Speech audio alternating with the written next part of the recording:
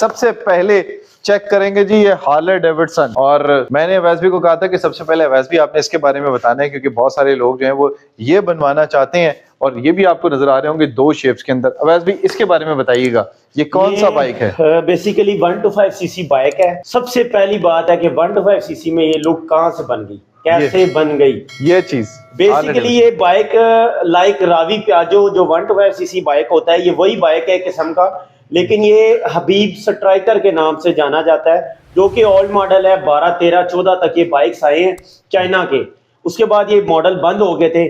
तो ये हमें बेसिकली थोड़ा चीप बाइक इसलिए चाहिए होता है कि वो सस्ता मिल जाए और उसके ऊपर हम अच्छा खासा खर्चा करके वो बजट में आ जाए। ये वो बाइक तैयार हुआ है। अगर आपके पास रावी प्याजो है, सुजुकी 150 है, तो वो भी इस तरह का तैयार हो सकता है। लेकिन ओवरऑल माशाल्लाह इसकी आप लेंथ देख लेना, बाइक की लंबाई और इसकी शेप देख ले, तो आप ये नहीं कह सकते यार कि इतने चीप बाइक को आपने ये चीज बना दिया है।